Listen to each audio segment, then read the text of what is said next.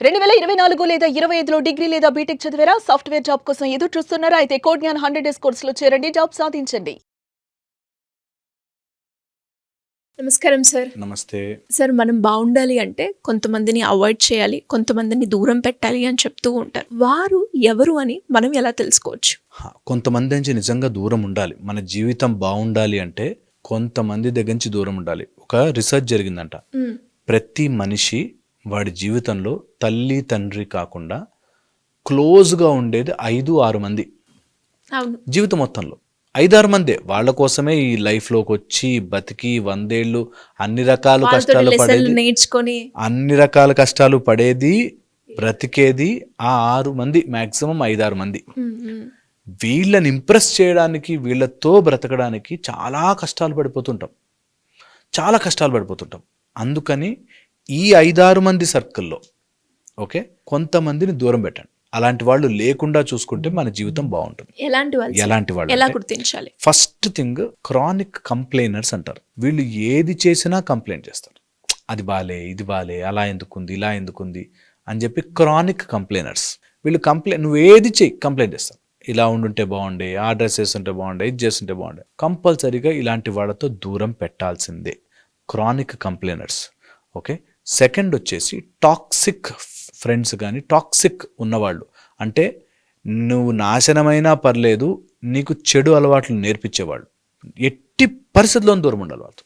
ఎట్టి పరిస్థితుల్లో టాక్సిక్ అలవాటు ఎవడు నేర్పిస్తున్నా సరే, నువ్వు కోపం వచ్చిందిరాట, నీ కోపం కరెక్టే, ఎందుకు రాకూడదు అన్నా అంటే వాడు టాక్సిక్ ఫెలో. వాళ్ళతో దూరం ఉండి తీరాల్సిందే. వాళ్ళు మన జీవితం నాశనం అయిపోతే అక్కడే కూర్చుని నవ్వుతారు.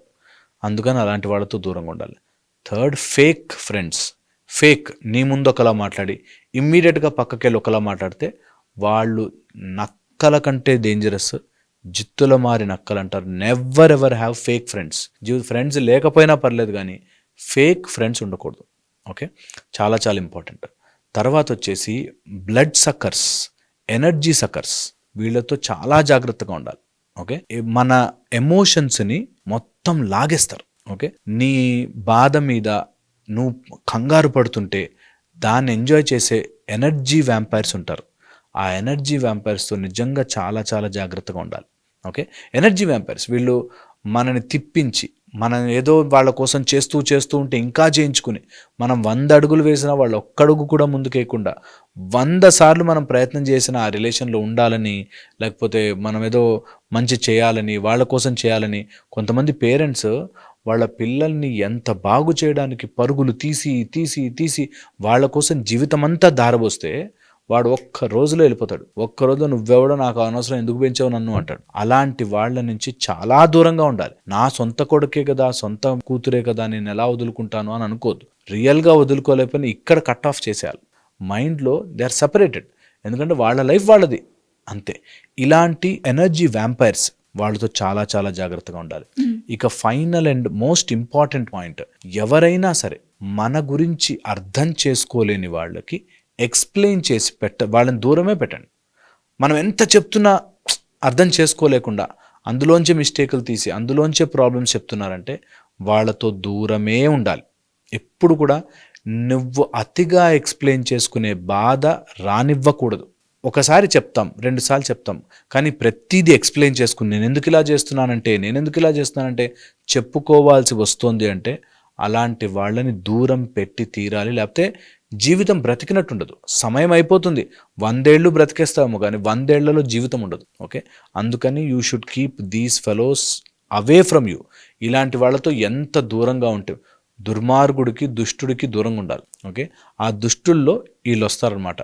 Chronic complainers, blood suckers, toxic friends, vampires, energy vampires and emotional ఎక్స్ప్లెయినర్స్.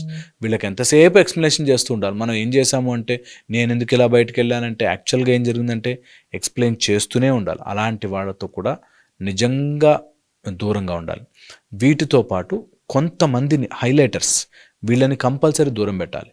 వాళ్ళ జీవితంలో తల్లిదండ్రులను బాధ పెట్టేవాడు, గురువుని దూషించేవాడు, డబ్బుకి విలువ ఇవ్వనివాడు, శారీరకంగా సుఖపడాలి కష్టపడకూడదు అనుకునే వాళ్ళతో దూరం ఉండాలి. వీళ్ళు they are all dangerous people. వాళ్ళ దగ్గర లక్ష్మి నిలవదు అంటారు. ఎంతసేపు వ్యసనాల బారిన పడి శరీరాన్ని హెల్త్ని పట్టించుకోకుండా ఉన్న వాళ్ళతో, తల్లిదండ్రుల్ని బాధ పెట్టే వాళ్ళతో, డబ్బు విలువ తెలియని వాడితో దూరం ఉండాలి.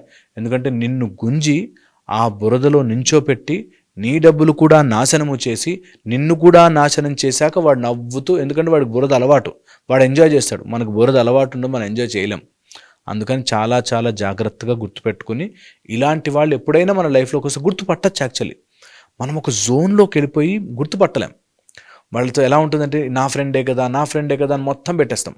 అలా వెళుతున్నాము జోన్లోకి అనగానే ఈ పాయింట్స్ గుర్తుకు రావాలి, ఈ పాయింట్స్ వాళ్ళ మైండ్లో మెదలాలి. దట్ అమ్మో, is it really I'm going in to such a friendship toxic అయిపోయి, వాళ్ళ మాటల వల్ల నేను ఇన్ఫ్లుయెన్స్ అయిపోయి, డబ్బులకు విలువ లేకుండా తల్లిదండ్రులను తిడుతూ ఇంట్లో దొంగతనాలు చేస్తూనే ఇట్లా మారుతున్నానా? అలాంటి వాళ్ళని దూరమే పెడతా. చాలా చాలా ఇంపార్టెంట్, చాలా చాలా ఇంపార్టెంట్.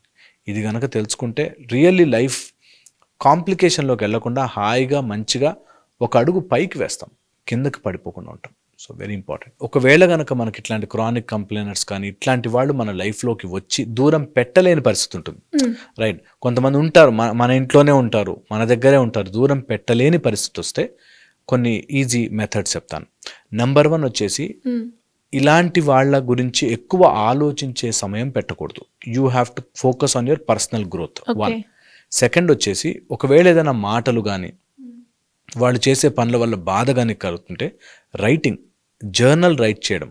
మనము ఒక బుక్ తీసుకుని ఈరోజు నీ ఫీలింగ్ అంతా రాసి పెట్టుకుంటే ఇంత సిల్లీ విషయాలకి బాధపడుతున్నానా అని మనకే రియలైజేషన్ వస్తుంది. ఇలాంటి చిన్న చిన్న విషయాలకు బాధపడుతున్నానంటే. 3, వర్టికల్ గ్రోత్ అంటారు. అంటే నీ పర్సనల్గా ఎంత ఎదగగలిగితే ఉన్న సిచ్యువేషన్ నుంచి వీళ్ళంతా చిన్నవైపోతాయి ప్రాబ్లమ్స్. ఓకే.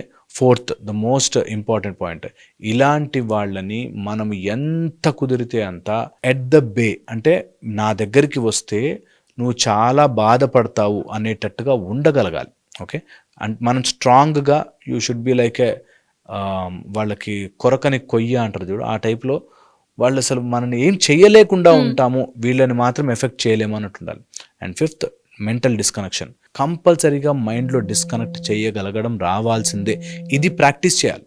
ఎవరైనా సరే tough situations, tough people, tough boss, క్రానిక్గా ఇరిటేట్ చేసే వాళ్ళు ఉంటే మైండ్లో డిస్కనెక్ట్ చేయడం అనేది ప్రాక్టీస్ చేయాలి. ఈ డిస్కనెక్షన్ ప్రాక్టీస్ ఎలా తెలుసా? మనం ఇది వద్దు అనుకుంటే వెనక్కి వస్తుంది. మైండ్ పనిచేసే ప్రాపర్టీ ఏంటంటే మనం నో నో నో అన్నామంటే వెనక్కి వస్తుంది. అందుకని నో అనకుండా alternative, what is better to it, దానికే మైండ్లో మెంటల్ డిస్సోనెన్స్ అంటారు. ఒకే పాయింట్ మీద 2 లాజిక్లు వస్తే మైండ్ కన్ఫ్యూజ్ అవుతుంది, ఇదేంటి ఇటా ఇటా ఇటా ఇటా అన్నట్టుగా. అలా ఆ డిస్సోనెన్స్ తెచ్చుకుని మైండ్ని ఇంటూ పాజిటివ్ సైడ్కి పంపించాలి, టువర్డ్ సంథింగ్ బెటర్. ఇది ఆలోచించకుండా దీన్ని నేను ఆపాలి అనుకుంటే ఆపలేము, బట్ ఇంకొక మంచి డైరెక్షన్ ఇస్తే అటు సైడ్ వెళ్ళిపోతుంది మైండ్. సో అలాంటిది ఏదైనా ప్రాసెస్ని మనం ఫాలో కావాలి. ఇంకా లాస్ట్ పాయింట్, ఒకవేళ ఎవరినైనా ఇలా ఆలోచించుకుంటే దూరం పెట్టాలి అనుకునేవాళ్ళు, దూరం చేసుకోవాలి అనుకునేవాళ్ళు వాళ్ళ హార్ట్తో చాలా బాధపడతారు. అంటే దూరం చేసి వీళ్ళు బాధపడుతుంటారు, దెన్ అది దూరం అయినట్టు కాదు, ఇంకా హార్ట్లో ఉన్నట్టే. సో ఎవరినైనా దూరం పెడుతున్నాము అంటే ముందు హార్ట్లోంచి తీసేయాలి. ముందు ఆ గుండెల్లో ఉండే ఆ భారం ఏదైతే, అయ్యో నా కొడుకే నా గుండెల్లోంచి భారం తీయడానికి ఫస్ట్ థింగ్ ఆ ఈగో డిటాచ్మెంట్ రావాలి. ఈగో డిటాచ్మెంట్ అంటే నా కొడుకు, నేను ఇన్ని రోజులు నమ్మాను, నా ఫ్రెండ్ అని నా అనుకుంటాం. ఒరే లైఫ్లోకి ఎవరితో రాలేదురా, అన్ని మధ్యలో వచ్చాయి, అన్ని మధ్యలో పోతాయి. నువ్వు నేను చేస్తున్నా అనుకున్నాను చూసా, దట్ ఈస్ వెరీ రాంగ్ అనేది చిన్నప్పటి నుంచి అలవాటు చేసుకుంటే ఇవి ఈజీ అవుతాయి ప్రాసెస్. అది చెప్పడం ఈజీ, చేయడం చాలా చాలా కష్టం. బట్ కష్టం వచ్చినప్పుడే కదా మనం చేంజ్ అవ్వాలి, మార్పు తేవాలి. So that is very very important. Thank you sir, thank you so much.